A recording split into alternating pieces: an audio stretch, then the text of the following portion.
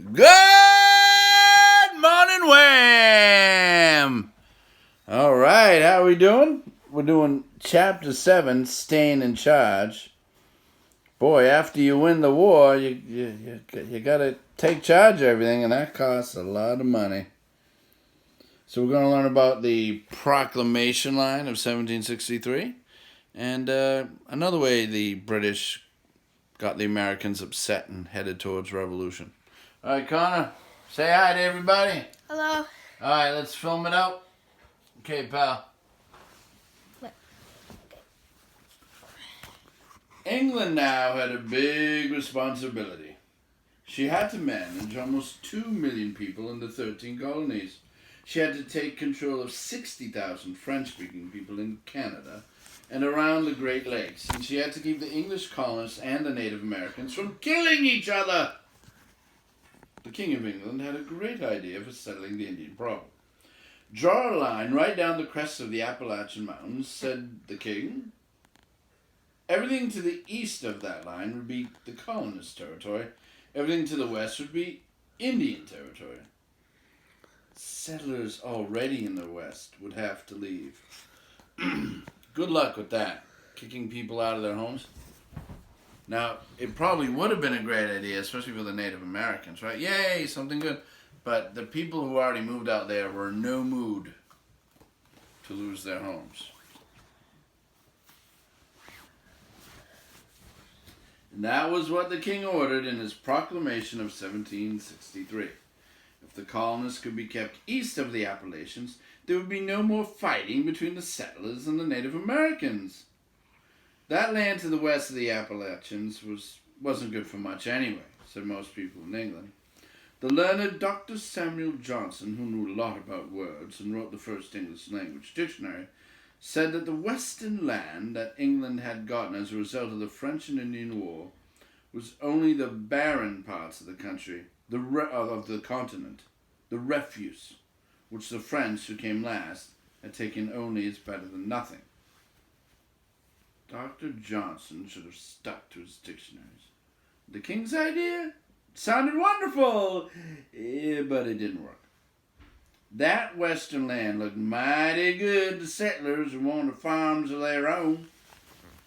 The eastern lands were mostly taken. It also looked good to speculators, people who wanted to make money selling land. Benjamin Franklin and George Washington were two of those who speculated in western lands. Now that the French were gone, the English settlers thought that the land should be theirs. A proclamation written in England wasn't going to stop people hungry for land. They kept moving west. Soon another line was drawn on the other side of the Appalachians. That was in 1768, in a treaty signed by Sir William Johnson and 14 Iroquois leaders.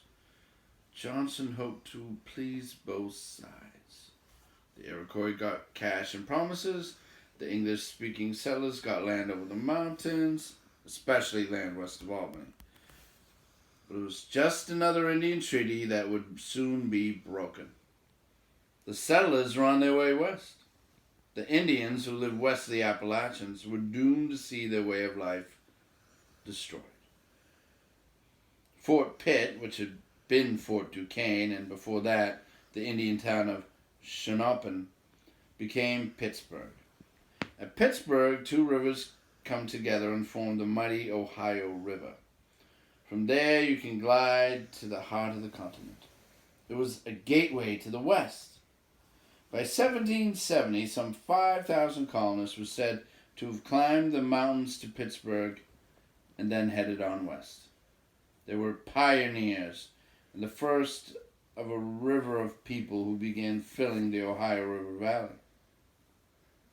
Check with your map to see where the Ohio River Valley is, right over there. Good. Mostly these people were ordinary farm folk who just wanted to make homes for themselves. Daniel Boone may have helped build the road to Fort Pitt. We know for sure he went to Kentucky. It was on the 1st of the May of 1769 that I resigned my domestic happiness and left my family and peaceable habitation on the Yadkin River in North Carolina to wander through the wilderness of America in quest of the country of Kentucky.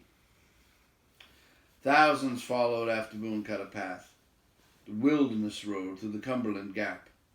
It was the southern route to the other sides of the mountains. Those who went west were a lot like those who would come on the Mayflower. They were tough enough to build homes in a strange, raw world. They were able to make their own laws. They were survivors. They were independent-minded. Men and women like that were not likely to take orders from a faraway nation. All right, so we're kind of building up to the American Revolution. All right, good night. Say good night, Connor. Good night, Warham.